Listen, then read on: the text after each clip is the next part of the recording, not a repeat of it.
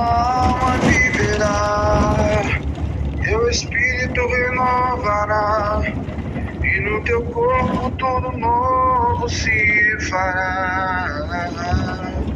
Tua alma viverá, teu espírito renovará, e no teu corpo tudo novo se fará. Descerá sobre ti o Espírito Santo. Primavera e verão, outono e inverno então. O Senhor é meu pastor, na alegria e na dor. Eu confio em ti, Senhor. Nada vai nos separar do seu amor.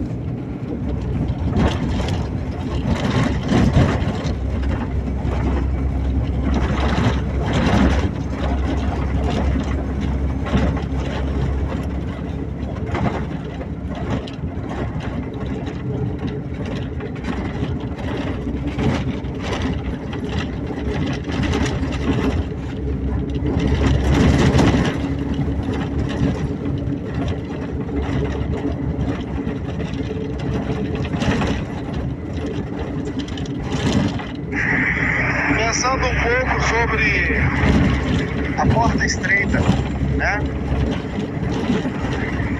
Guerra de Israel, a porta estreita, entrar pela porta estreita, Jesus está voltando. Todas essas coisas que a gente já ouve faz muitos anos, né? Há muito tempo a gente ouve tudo isso, não é mesmo? Então, só que pensa, entrar pela porta estreita. Entrar pela porta estreita é muito difícil. E no texto bíblico que larga o caminho que conduz à perdição, muitos são os que entram por ela, e na porta estreita, poucos são os que a encontram. Olha que interessante, poucos são os que a encontram. Aí você pensa racionalmente um pouco, né? E vê assim, poxa, ultimamente as igrejas estão cheias de gente.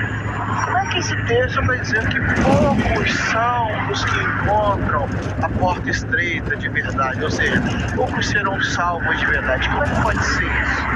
Explica isso, como é que funciona isso? De serem poucos os que estão entrando pela salvação de verdade, a porta estreita. E aí, olha só que interessante, eu aqui no ponto de ônibus, né, esperando o ônibus para ir para o trabalho, domingo à noite, eu encontrei com o irmão em Cristo, né, e aí falando sobre esse assunto de crente, é isso aí, e ele dizendo, na verdade, aí que ninguém está preparado para a volta de Cristo, ninguém está preparado. Aí sabe que pensando assim, aí eu até respondi pra ele, não, eu tô procurando me preparar. Ele, o quê? Não, ninguém tá preparado, eu tô procurando me preparar. Mas sabe que pensando assim pela ótica dele, ele tem razão. Ninguém está preparado, ninguém por si só consegue ser salvo. Ninguém consegue por si entrar pela porta estreita, no seu próprio esforço, sozinho. E entenda que eu não estou dizendo que não é para se esforçar para entrar pela porta estreita, porque o texto diz porfiai. E porfiai é um esforço, tá? É um profundo esforço, um esforço assim, quase que sobre-humano para você conseguir alguma coisa. Aí parece até que em alguns momentos a palavra de Deus se contradiz, mas não é que ela se contradiz, ela se completa, é diferente. Então quem é que pode ser salvo hoje em dia? Se pelas palavras desse meu irmão em Cristo que estava aqui, ninguém está preparado. E ele tem razão. Ninguém está preparado para a volta de Cristo. É verdade. E aí? Como é que fica isso? Cheio de gente abarrotando as igrejas. Como é que fica isso? Você vê um monte de carro passando pelas igrejas agora. Você Você olha na frente das igrejas, tá tudo cheio de carro na frente. E agora? Isso que eu nem tô falando da apostasia que já se disseminou no meio dos próprios crentes em 2023, tá? Isso que eu nem tô falando da apostasia dos próprios crentes. Nem tô falando disso. Tô falando de entrar pela porta estreita. Porta estreita. Entrar pela porta estreita. Entendendo até as palavras do meu amigo e talvez alguma situação pessoal dele, realmente ninguém está preparado, né? Até uma vez eles me perguntaram para Jesus, né? Então quem é que pode? Quem é que pode se salvar? Quem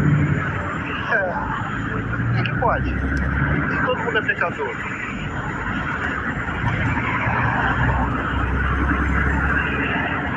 Responde essa pergunta.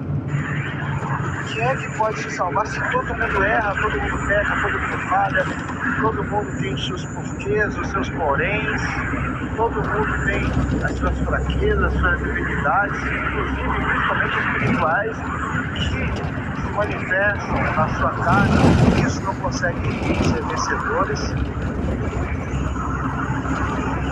Quem é que pode se salvar? Faça isso aí. Entrai pela porta estreita. Penso muito sobre esse tipo de assunto porque é um tipo de assunto que implica em eu mesmo me melhorar, eu mesmo me arrepender, eu mesmo mudar aquilo que está de errado em mim. Isso, a maioria das pessoas não querem fazer esse tipo de avaliação. Ninguém quer ficar admitindo seus erros. Ninguém quer ficar admitindo suas falhas. Ninguém quer ficar admitindo que é fraco, que depende de ajuda. Ninguém quer fazer isso. Ninguém. Ninguém quer expor o seu coração. Ninguém quer se abrir. Ninguém quer chegar e dizer, Senhor, se o Senhor não me ajudar, eu não vou conseguir, eu sou fraco, eu sou fraca. Entrar pela porta estreita implica numa autoavaliação. É por isso que quando eu tenho ensinado esse tipo de coisa, eu digo que, na verdade, quem é salvo sabe que é salvo. Quem não é salvo sabe que não é salvo. No grande dia, sabe? Você lembra daquela ceninha do Chaves? Quando todo mundo foi pra Acapulco e ele não. Ele baixou a cabeça e tocou aquela musiquinha. Vai ser assim. Eu creio que, na verdade, Deus não vai precisar ficar dizendo nada pra ninguém que olha, você tá condenado, você não. Os condenados já sabem, os salvos já sabem. Quem é portador de salvação tem isso dentro. Não tem como você esconder. Você quer que isso seja propagado. Quem é portador de Jesus de verdade, ele quer a todo instante estar falando sobre ele. Ele quer o tempo todo estar procurando espalhar Jesus de alguma forma, até no comportamento dele, até nos trejeitos dele, até na maneira de vestir. Ele está procurando propagar Jesus. Se é o bem maior que ele diz que tem, o que ela diz que tem. Então, quando você quer e procura entrar pela porta estreita, você se autoavalia todos os dias, vê onde é que estão os seus erros e coloca todos eles diante de Deus e procura não errar mais naquilo. E se errar de novo, se conserta de novo, se errar de novo, se conserta de novo, se levanta, se conserta de novo. O sangue de Cristo purifica de todo pecado. Uma das coisas, uma das armas que Satanás tem usado para afastar crente de Deus, crente fraco, né? Crente não busca, é exatamente o fato de você pecar. E Satanás coloca na cabeça da pessoa que porque você pecou, você está sujo. Não chega perto de Deus, ele não vai te perdoar, ele é santo, você é imundo. Na verdade, você é pecador, tem que se afastar mesmo. Ficar longe de Deus, você não merece Deus, seu porcaria. Mas contrariando as técnicas de Satanás, existem textos que dizem assim, ó, quando estou fraco, aí é que estou forte. Então como é que você deve proceder? Pecou, falhou, errou? Se conserta. O teu pecado deveria te aproximar mais ainda de Deus, porque é uma debilidade e a perfeição está nele. Você tem que procurar a perfeição.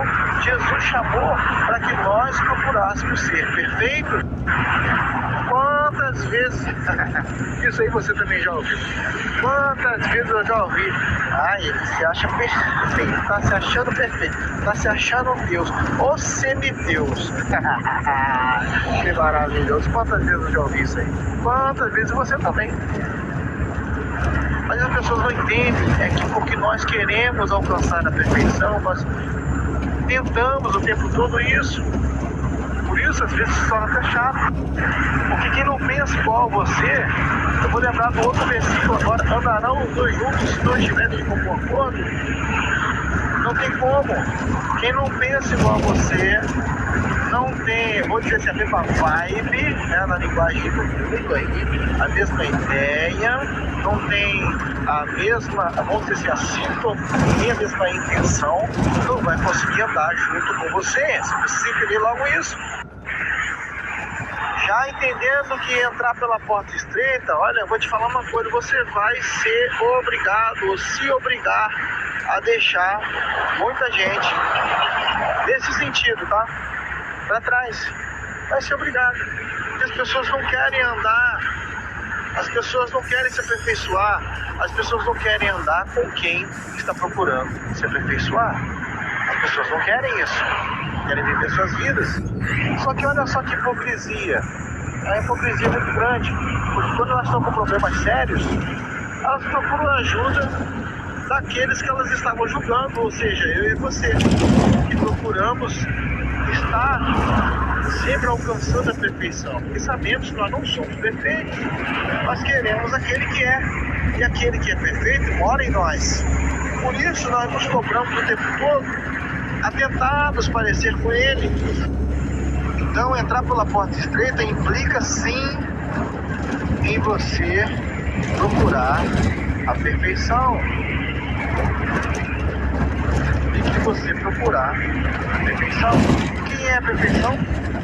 Jesus. Então você procura se parecer com ele, você procura se espelhar nele. Ele é o seu espelho, ele é o seu norte, ele é a sua base, é o seu sol. Ele é que vai nortear o seu caminho. Caso contrário,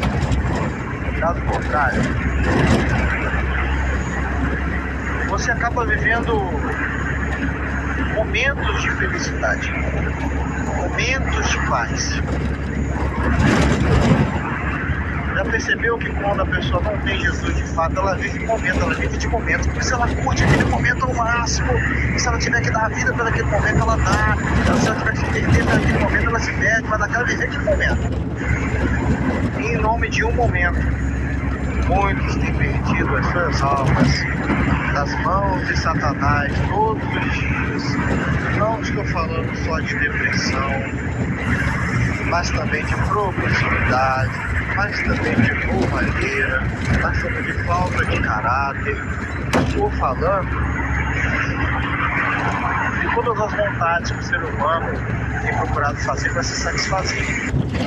E vai por mim tentar se satisfazer com prazeres longe da vontade de Deus, tentar se satisfazer sem Jesus é furada. Você vai viver momentos que muitos deles vão te levar à ruína, e você sabe disso, porque você já experimentou vários desses momentos e no tipo de problema no qual você se viu. Quem entrar pela porta estreita, quem faz a autoavaliação todos os dias, quem é portador da luz, quem carrega Jesus dentro, não anda em trevas, não fica perdido, vai procurar a perfeição, procura a alegria nele. Quando você está em Jesus, ele é a sua alegria. Os seus prazeres são outros. As suas alegrias não são momentâneas. Entenda isso, quem tem Jesus não tem alegrias momentâneas. Anda com o príncipe da paz, totalmente diferente. Entenda que quem quer entrar pela porta estreita, quem é portador da luz, quem está em Jesus, quem faz a autoavaliação todos os dias, sabendo que é pecador, que é falho, que é sujo, depende dele, não vai perder tempo vivendo de momentos. Vive em prol e morto para a eternidade com Deus. Não perde mais o seu tempo. Tem foco. Jesus Cristo nos chamou para a santificação. Ele nos chamou para viver nele. Ele nos chamou para que Ele fosse a nossa alegria maior. Ele nos chamou para que Ele pudesse, com a sua mão poderosa, nos livrar das coisas que têm acontecido ao redor de todas as pessoas que não estão debaixo da mão dele. Mas isso é uma decisão pessoal de cada um. Ele não pode impor isso sobre você. Ele te deu esse poder de decidir. E porque Satanás sabe disso, que Deus deu esse poder maravilhoso para o ser humano de decidir o que ele quer fazer da vida dele, do momento dele ou da eternidade dele, Satanás tem se aproveitado e tem roubado almas e mais almas e mais almas, como um tapete enorme estendido sobre a terra, enrolado com todas essas almas ao abismo, junto com ele, que é onde ele sabe que vai ser jogado também. Voltando à pergunta lá de trás, quem é que pode ser salvo então? Se todo mundo tem problema, todo mundo pega, todo mundo falha, eu já dei o caminho até aqui. Procurar santificação, procurar se avaliar todos os dias, se entregar nas mãos de Deus, procurar pureza em Deus e de que Ele te transforme nessa pessoa pura que Ele quer. Se submeter à vontade dele, não a sua. Entendeu por quê? Dentro da maioria das igrejas, eu falo isso com tristeza, não é para alegria, tá? Dentro da maioria das igrejas, o que está sendo ensinado é totalmente diferente do que eu estou ensinando aqui. Satanás sabe de tudo isso e ele está ensinando coisas diferentes para as pessoas, para que elas percam a sua eternidade, para que elas percam a santificação, para que elas não consigam ver de onde ele saiu. Você acha que Satanás é burro? Pelo contrário, é muito inteligente. Ele é o ser mais inteligente da face dessa terra. Você entendeu? Ele sabe muito bem o que ele perdeu. Ele sabe que nunca mais ele vai estar lá. Ele foi expulso de lá. Ele não quer que você também encontre e alcance esse lugar. Sendo uma pessoa cheia de falhas do jeito que você é, ele não quer isso. Ele não quer isso. Por que na maioria das igrejas está se ensinando hoje, diferente do que eu estou ensinando aqui, que você vai ter sucesso financeiro, que você vai ser empresário, empresária, que você vai ter sucesso no amor, igualzinho cartomante, igualzinho gente que lê mão. Por que nas igrejas estão ensinando isso? Quem você acha que está lá ensinando isso? Quem você acha que está dentro dos templos ensinando que é para você se tornar uma pessoa cada vez mais capaz de conquistar as coisas? Deus mandou você conquistar as coisas? Ou mandou você se santificar? Porque Ele viria buscar a sua igreja. E o povo está cego buscando as coisas. Quem é o dono das coisas? Satanás. Satanás. Ele tem barganhado aí. Ele tem entregue coisas e mais coisas e mais coisas e mais coisas. Quer carro? E ele dá. Quer condição financeira boa? Ele dá também. Quer abrir um novo negócio bacana com a sua loja bombástica no centro da cidade, ou então na rua mais movimentada da cidade, com um prédio luxuoso? E ele é mestre em tudo isso, ele dá, fica tranquilo que ele dá. Só tem um detalhe: vai pro mesmo lugar que ele, não vai entrar no céu não, tá? Não vai entrar na eternidade com Deus não, vai sofrer. A eternidade com Jesus tem um preço. Eu queria dizer uma coisa muito séria aqui. Muitos, inclusive, pregam, tá bom? De uma forma errada, dizendo que a salvação é de graça. Eu fico muito triste com isso. Muito triste com isso, sinceramente. A salvação jamais foi de graça. Jamais foi de graça. Jamais foi de graça. A salvação não foi. Nem é. Vou começar explicando rápido aqui que a salvação não é de graça, dizendo que aquele que quer seguir, né? Quer me seguir, negue-se a si mesmo, negar-se a si mesmo, tomar a sua cruz todos os dias, sabendo quem você é, se arrepender de todos os seus pecados, de todos os seus problemas, todas as suas falhas. Isso é de graça? É fácil de você fazer isso? Negar-se a si mesmo todos os dias? É fácil? É de graça? Ele mesmo sendo Deus, ou ser igual a Deus, pelo contrário, se esvaziou, assumindo a forma de servo, morreu na cruz, sabe? Foi cuspido, bateram na cabeça dele, uma coroa de espinhos, cravando praticamente a sua calota craniana, todo o sofrimento que ele passou. Como é que hoje eu poderia ser insensato e espalhar por aí, dizer, olha, pode vir, veja bem como é que é o falso evangelho. Como é que eu posso espalhar por aí e dizer, pode vir, Jesus está te oferecendo a salvação de graça. É de graça, irmão, pode pegar. Como é que eu posso cometer uma imprudência dessa, irmãos? Como é que eu posso dizer uma coisa dessa? É de graça, sabendo todo o sofrimento que ele passou. Como é que eu posso cometer uma insanidade dessa? Não tem nem adjetivo mais para dizer. Como é que eu posso fazer uma coisa dessa? Ser tão leviano assim com a escritura e com o que eu conheço, dizer que é de graça. Sabe, o castigo que nos traz a paz estava sobre ele, e pelas suas pisaduras nós fomos sarados. Sabe todo o seu pecado? Toda a sujeira, desculpa a expressão, toda a bosta que você pratica,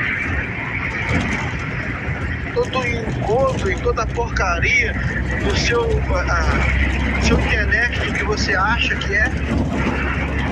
Sabe tudo que você vem fazendo de errado, sabe todas as suas mazelas que você carrega, escondido lá no quartinho da bagunça do seu coração, todos os seus pecados ocultos, sabe todas as sujeiras que você sabe que praticou até hoje, coisas sérias que você sabe que fez, e coisas leves, que pra você acha que é leve, né?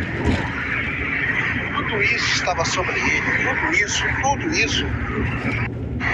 Então como eu posso hoje dizer que foi de graça?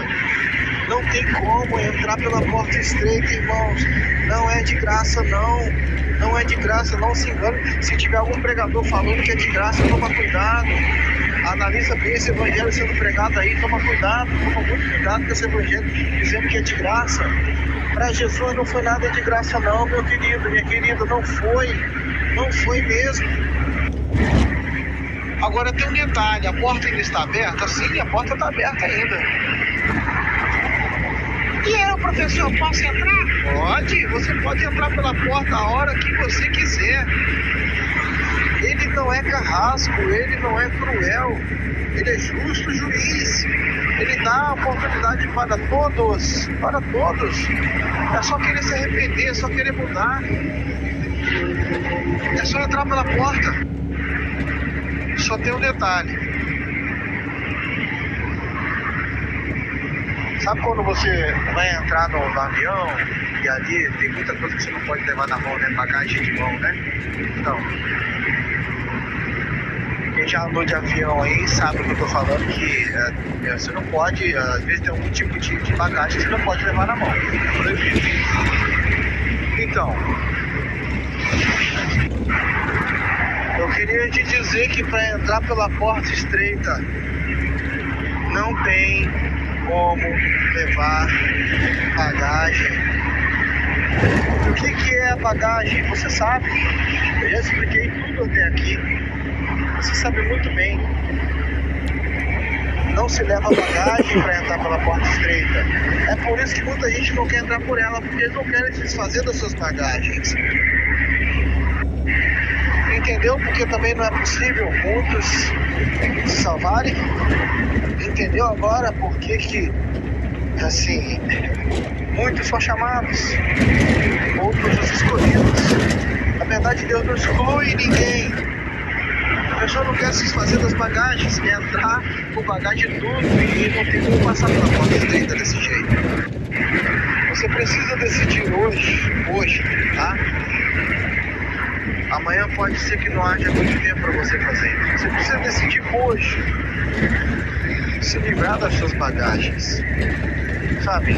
Ser sincero com Deus. Pedir a Ele perdão por que você anda praticando. Pedir a ajuda dele para que você seja renovado, seja uma pessoa diferente. Se você orar desse jeito, nesse formato, certamente Deus vai te ouvir. E Ele vai estar de braços abertos do lado oposto da porta, te esperando, dizendo: "Filho bendito de meu Pai". Faz esse teste. Pratique essa oração.